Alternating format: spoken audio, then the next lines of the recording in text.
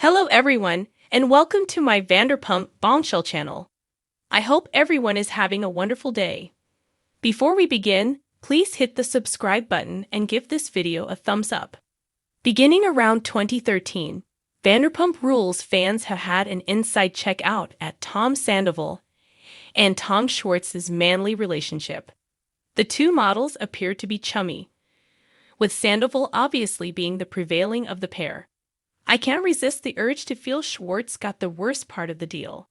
He settled on every one of the choices and maintained that his thoughts should be heard. Schwartz obliged his companion's thoughts more often than not and transformed into a remarkable doormat.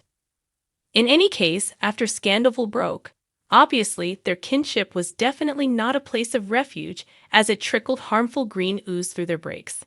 Throughout the span of their kinship, Sandy controls Schwartz on various occasions, including involving him as a safeguard for his hookup with Rachel Leviss. He over and over deceived Schwartz, all while gradually annihilating his life, just to leave him for his weak world visit, making Schwartz look bad. Despite the fact that Schwartz is somewhat of a flop, he is healthy generally. The two Uber failures will undoubtedly stay devoted to each other until their final gasp. Yet because of Sandoval, a fracture was shaped, showing watchers the couple was flawed.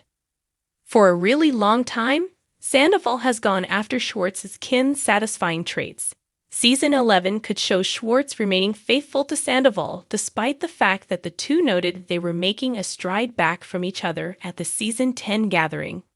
The basic reality that Schwartz stays faithful to Sandoval shows how harmful their companionship is. Sandoval turned into a misfit from the Weo bunch, and Schwartz likewise turned into an outcast of the gathering for support him for such a long time. It gets a piece hazy when Schwartz attempts to guarantee he was faultless for the undertaking.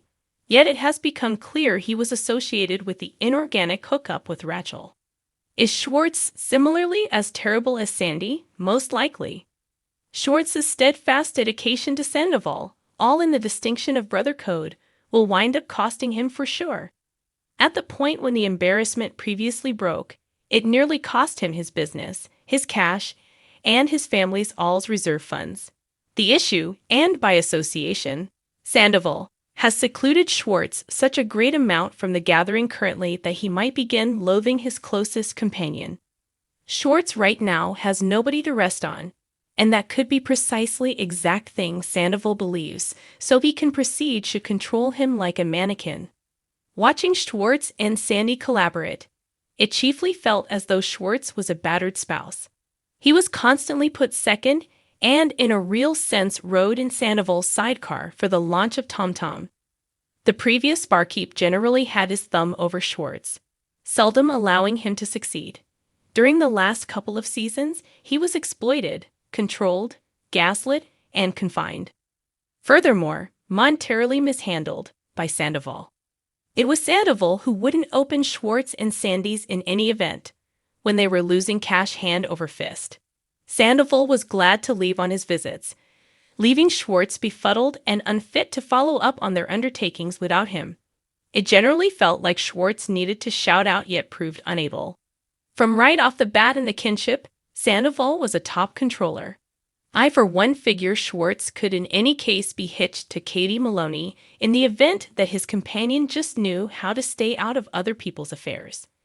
Sandoval frequently attempted to persuade Schwartz that he was a manhandled mate. Tragically, Schwartzy was really adequately dumb to see what was going on around him. Tragically, I question that there is anything Sandoval can do to end his fellowship with Schwartz for eternity. The two are simply in too far and apparently can't stop each other.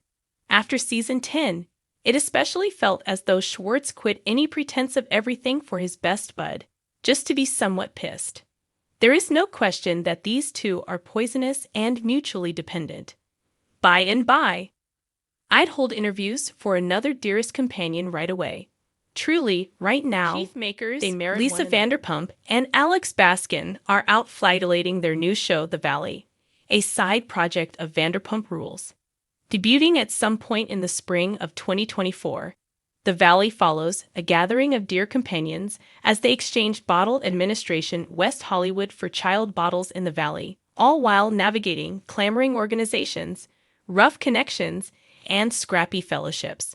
It's Vanderpump Rules grows up. The new show brings back previous Siphon Rules cast individuals Jax Taylor, Brittany Cartwright, and Kristen Doubt.